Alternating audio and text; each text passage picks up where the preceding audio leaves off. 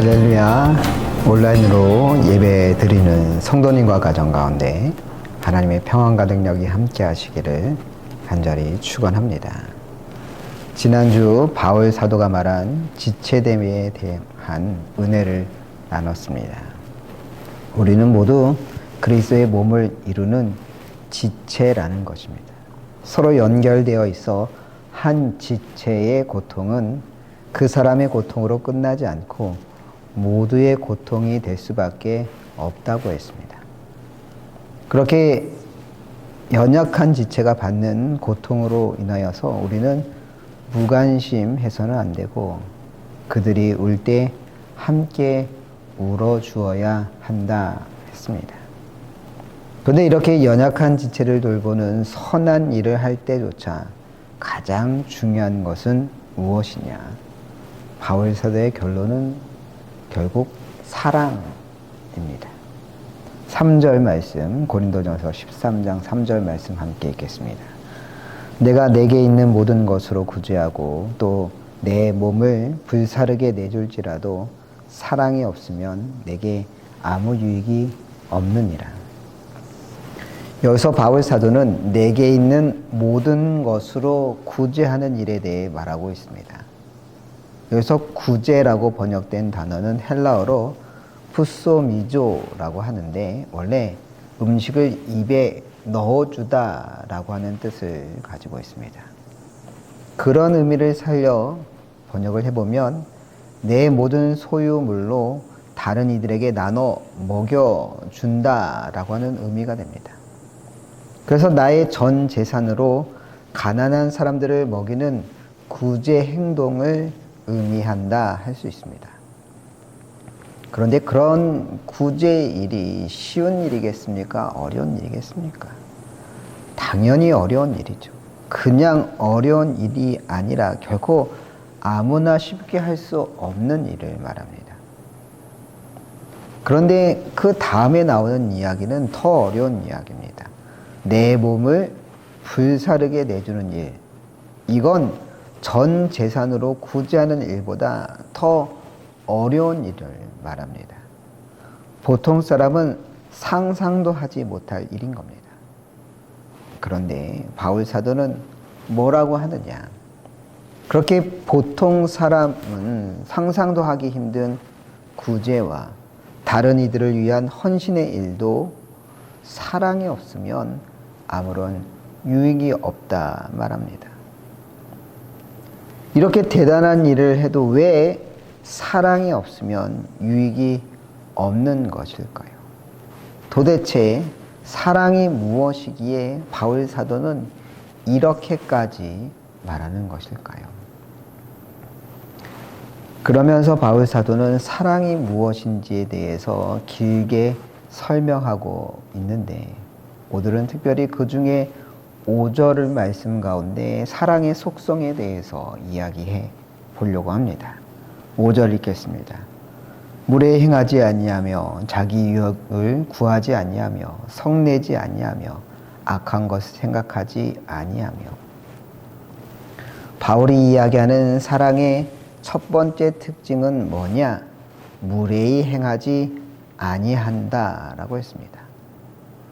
무례히 행하다고 번역된 헬라어 원어는 아스케모네오라고 하는데 상대방을 존중하지 않고 눈살을 찌푸리게 하거나 상처 주는 태도를 의미하는 단어입니다. 그러면 왜 사랑에서 무례히 행하지 않는 상대방에게 상처 주지 않는 일을 하는 게 중요하냐? 그것은 우리가 흔히 어떤 사람에게 무례해지기 쉬우느냐? 가까운 사람에게 무례히 행하기 쉬워지기 때문입니다. 이상하죠. 우리는 가까운 사람에게 더 잘할 것 같지만 생각해보면 잘 모르는 사람에게는 깍듯이 예를 지키면서도 가까운 사람, 편한 사람에게는 오히려 함부로 대할 때가 너무나 많은 겁니다. 최근 인터넷에 한 사진을 보고 굉장히 속상했던 적이 있습니다. 그 사진을 올린 사람은 결혼한 40대의 남성이었습니다. 이 남성은 하루 종일 직장에서 근무하고 집으로 퇴근을 했습니다. 집에 들어와 보니 아내는 보이지 않고 식탁 위에 김밥과 그 위에 예쁜 손글씨로 쓴 쪽지가 놓여 있었습니다. 반가운 마음에 그 쪽지를 읽어보는데 그 쪽지에 뭐라고 써 있었느냐. 여보, 퇴근하고 와서 피곤하고 배고프지? 고생했어. 이거 김밥인데 내일 건우 먹어야 하니까 먹지 마. 그리고 옆에 하트 표시가 되어 있었습니다. 아내 되는 분은 재밌자고 이렇게 쪽지를 썼는지 모르겠지만 제가 남편이었다면 그 글을 읽고 정말 열받았을 것 같습니다. 남편이 퇴근하고 와서 피곤하고 배고픈 걸 알았다면 아들 줄 김밥 옆에 최소한 남편을 위한 김밥 한 줄 정도는 더 쌓아놓을 수 있지 않았겠습니까? 직장에서 고생한 남편 줄 김밥은 없고 아들 싸준 김밥은 있습니까? 김밥 한 줄 갖고 쪼잔하게 그냥 이렇게 생각할 일일까요? 왜 아내는 아들 줄 김밥만 싸고 남편에게는 먹지 마라고 글을 쓴 거겠습니까? 가까운 사이니까 그렇게 이야기해도 된다고 생각했던 것이죠. 그런데 아닙니다. 가까운 사람이라고 무례하게 해도 된다는 법은 없습니다. 가까운 사람이라고 상처받지 않는다는 법이 어디 있겠습니까? 그럼에도 왜 우리는 가까운 사람에게 오히려 무례하게 대하고는 할까요? 회사에서 상사에게는 한 번도 화내지 못하면서 고분고분하면서 왜 집에 와서는 배우자나 혹은 부모에게 그렇게 쉽게 짜증을 내는 것일까요? 가장 큰 이유는 화를 내도 받아줄 거다. 내가 그런 말을 해도 이 관계는 깨지지 않을 거다라고 하는 믿음 때문일 겁니다. 나를 쉽게 떠나지 않을 거라고 하는 믿음 덕분에 오히려 상대에게 무례하게 굴곤 합니다. 그런데 정말 그래도 되는 걸까요? 아니죠. 나를 쉽게 떠나지 않을 사람이라면 오히려 그런 사람을 더욱더 소중히 여기며 그런 사람에게 잘해야 할 텐데 오히려 우리는 나를 쉽게 떠나지 않을 사람에 대해서는 함부로 이야기하고 쉽게 이야기하고 상처 줄 이야기들을 아무렇지도 않게 하는 그런 경우가 있다는 겁니다. 그럼 신앙인들은 어떨까요? 신앙인들은 가까운 사람에게 더 잘할까요? 제가 아는 목사님 중에 아버지 때문에 너무나 힘들어한 목사님이 계십니다. 그러면 그 아버지가 신앙 없이 막 살았기 때문에 그렇게 힘들었던 것이냐? 아니었습니다. 그 목사님의 아버지는 한 교회의 장로님이셨을 뿐만 아니라 그 교회 교인들에게 인정받고 존경받는 그런 훌륭한 장로님이었습니다. 어떻게 그럴 수 있었느냐? 그 교인들에게 너무나 친절하고 잘 하셨기 때문이었습니다. 교인들에게 무슨 일이 생기면 먼저 나서서 도와주고 교회에 굳은 일이 생기면 늘 앞장서서 해결해 주는 역할을 감당했기 때문에 모든 교인들이 그 장로님을 존중하고 존경하고 했다는 것이죠. 그래서 교인들은 그 장로님을 보며 천사 같다고, 어쩌면 저렇게 선하고 착한 분이 계실 수 있을까, 그렇게 칭찬했습니다. 그런데 이상하게 그 장로님이 집안일에는 너무나 무심했던 겁니다. 한 번은 이 목사님이 결혼할 신부를 처음 집에 데려와 인사시킨 적이 있었답니다. 그래서 집에서 함께 식사했는데 식사가 끝나자마자 그 아버지 장로님이 방으로 쏙 들어가더니 다시 나오지 않으시더랍니다. 아니, 앞으로 며느리 될 사람을 처음 데려왔는데 밥만 먹고 같이 차 마시면서 이야기도 안 나누면서 방에만 처박혀 있는 장로님을 보면서 그 아들된 목사님은 너무나 서운했다고 합니다. 도대체 이해할 수가 없었다고. 교인들에게는 그렇게 친절하고 다정한, 그래서 존경받는 장로님이라는 분이 왜 집안 식구들 일에는 저처럼 남처럼 무관심하게 구는지 정말 이해할 수 없었다고. 그래서 너무나 많은 상처를 받았다고 이야기하더군요. 여러분, 진정한 사랑은 무례하지 않습니다. 그 사랑은 가까운 사람이라고 달라져서는 안 되는 겁니다. 우리가 가장 존중하고 아껴야 되는 사람은 바로 우리 곁에 있는 눈에 보이는 이들인 겁니다. 그래서 요한일서 4장 20절은 말합니다. 누구든지 하나님을 사랑하노라 하고 그 형제를 미워하면 이는 거짓말하는 자니 보는 바 그 형제를 사랑하지 아니하는 자는 보지 못하는 바 하나님을 사랑할 수 없느니라. 사도 요한은 뭐라고 이야기하고 있습니까? 우리가 하나님을 사랑하노라 고백하면서 바로 우리 곁에 있는 형제 자매를 미워한다면 그는 뭐 하는 자라 했습니까? 거짓말하는 자라 했습니다. 거짓말하는 자라는 것은 잘못된 신앙을 가진 자라는 뜻입니다. 눈에 보이지 않는 하나님을 사랑하는 자는 바로 마땅히 곁에 있는 눈에 보이는 형제 자매를 사랑해야 한다는 이야기입니다. 그래서 이어지는 21절은 말합니다. 우리가 이 계명을 주께 받았나니 하나님을 사랑하는 자는 또한 그 형제를 사랑할지니라. 여러분, 익숙한 사이라고 함부로 대하지 마십시오. 매일 보는 식구라고 아무렇게나 말하지 마십시오. 우리가 신앙인이라면, 우리에게 하나님에 대한 사랑이 있다면 우리는 마땅히 우리 눈에 보이는 형제 자매부터 사랑할 수 있어야 할 줄로 믿습니다.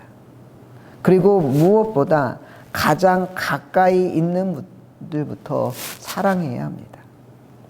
익숙하다고 편하다고 내 멋대로 대해도 좋은 이들이 아니라 내가 가장 먼저 사랑해야 하는 이들은 바로 나의 가장 곁에 있는 이들인 겁니다. 여러분은 어떻습니까? 정말 여러분 가장 곁에 있는 이들에게 오히려 무례하게 대하지는 않습니까? 혹시 남편을, 아내를, 아버지를, 어머니를 혹은 자녀들을 함부로 대하고 있는 것은 아닙니까? 애정이 없어서 그런 건 아닐 겁니다. 그렇지만 애정이 있다고 함부로 대해도 좋은 사람은 없습니다. 아무리 가까워도 무례히 대하지 말아야 합니다. 아니, 가까울수록 친할수록 더욱더 존중하고 아껴주어야 하는 것이죠. 몇십 년 같이 살아온 남편을, 아내를, 아버지를, 어머니를, 자녀들을 더욱더 살갑게 대해주고 챙겨주는 것, 이게 진정 성경에서 이야기하는 사랑인 겁니다. 하나님을 사랑하는 자로서 마땅히 가장 가까이 있는 자들부터 사랑할 수 있는 여러분 되시길 바랍니다. 본문 5절 말씀 다시 한번 함께 읽겠습니다. 무례히 행하지 아니하며 자기 유익을 구하지 아니하며 성내지 아니하며 악한 것을 생각하지 아니하며. 바울 사도가 말하는 사랑의 두 번째 특징은 무엇이냐? 자기의 유익을 구하지 않는다는 것입니다. 자기의 유익을 구하지 않는다는 게 무슨 말이겠습니까? 모든 것에 있어 나의 이익을 기준으로 삼지 않는다는 이야기입니다. 다른 이들을 위하여 기꺼이 나를 희생할 줄 아는 것이야말로 사랑의 중요한 속성이라는 뜻이죠. 바울 사도는 왜 자기의 유익을 구하지 않는 사랑을 말하는 것일까요? 신약 성경의 언어인 헬라어에는 사랑을 뜻하는 여러 가지 단어가 있습니다. 먼저 남녀 간의 사랑을 뜻하는 에로스가 있습니다. 감정적이고 열정적인 육체적인 사랑을 뜻합니다. 안 보면 미칠 것 같고 잠시도 떨어지고 싶지 않은 불같은 사랑이 에로스입니다. 또한 필리오라는 단어가 있습니다. 필리오 사랑은 친구 간의 우정, 동지애를 뜻합니다. 에로스처럼 뜨겁진 않지만 평생에 걸쳐 이어지는 끈끈한 의리 같은 사랑을 말합니다. 그리고 마지막 아가페라고 하는 단어가 있습니다. 아가페는 희생적인 사랑, 헌신적인 사랑을 뜻합니다. 나의 것을 다 내주어도 아깝지 않은 사랑, 받는 것이 없어도 주기만 해도 기쁜 사랑이 바로 아가페입니다. 그러면 바울 사도가 이 고린도전서 13장에서 말하는 사랑은 에로스일까요? 필레오일까요? 아가페일까요? 당연히 아가페입니다.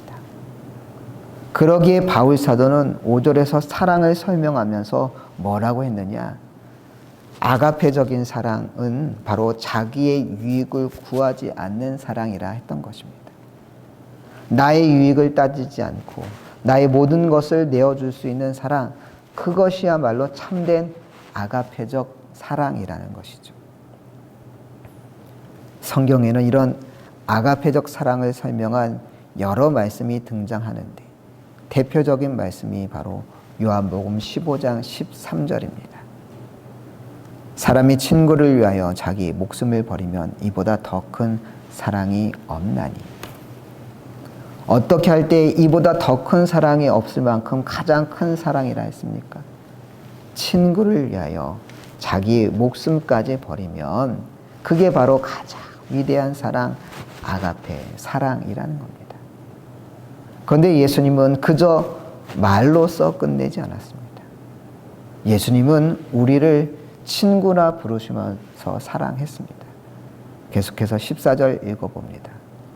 너희는 내가 명하는 대로 행하면 곧 나의 친구라. 어떻게 하면 주님의 친구가 된다고 했습니까? 내가 명하는 대로 행하면 주님의 친구가 된다는 것입니다. 똑똑하면 친구가 된다. 집이 부자면 친구가 된다. 이쁘면 친구가 된다. 이렇게 말씀하지 않으셨습니다. 그죠? 주님 뜻대로 살려고 하는 자는 모두 주님의 친구라는 것이죠. 그렇습니다. 우리는 이미 주님의 친구인 줄 믿습니다. 아무것도 없지만, 자랑할 것도 내세울 것도 없지만 우리가 주님 뜻대로 살기로 마음만 먹으면 주님께서는 우리를 이미 친구 삼아 주신 줄 믿습니다. 그런데 더 놀라운 것은 무엇이냐? 로마서 5장 7, 8절입니다. 의인을 위하여 죽는 자가 쉽지 않고 선인을 위하여 용감히 죽는 자가 혹 있거니와 우리가 아직 죄인 되었을 때에 그리스도께서 우리를 위하여 죽으심으로 하나님께서 우리에 대한 자기의 사랑을 확증하셨느니라. 예수님은 우리를 친구 삼는 것으로 끝내지 않으셨습니다. 우리를 위하여 죽으심으로 우리에 대한 주님의 사랑을 확증하셨다 했습니다. 그것도 우리가 아직 죄인 되었을 때에 친구된 우리를 구원하시기 위하여 십자가에 달리신 줄로 믿습니다. 예수님께서 우리를 위하여 자신의 모든 것을 버리셨습니다. 왜 그러셨겠습니까? 우리를 사랑하셨기 때문입니다. 우리를 아가페로 사랑하셔서 친구 삼으시고 친구된 우리를 살리기 위하여 기꺼이 자신의 유익을 구하지 아니하고 자신의 모든 것을 내어주는 사랑을 하신 줄 믿습니다. 친구를 위하여 자신의 모든 것을 희생하는 사랑을 예수님께서 친히 보여주셨습니다. 딕 호이트라고 하는 남자에게 내성마비를 가지고 태어난 릭이라는 아들이 있었습니다. 아들 릭은 1962년 출생 당시 목에 탯줄이 감기면서 산소 공급이 중단되며 중증 장애를 갖고 태어나게 되었습니다. 릭은 컴퓨터를 통해서만 겨우 자신의 의사를 표현할 수 있었습니다. 하지만 릭은 어렸을 때부터 스포츠에 관심이 많았고, 그래서 15살이 되었을 때 아버지에게 달리기 대회에 나가고 싶어요 라고 말했습니다. 하지만 스스로 걷지도 못하는 릭이 달리기 대회에 참가한다는 건 불가능해 보였습니다.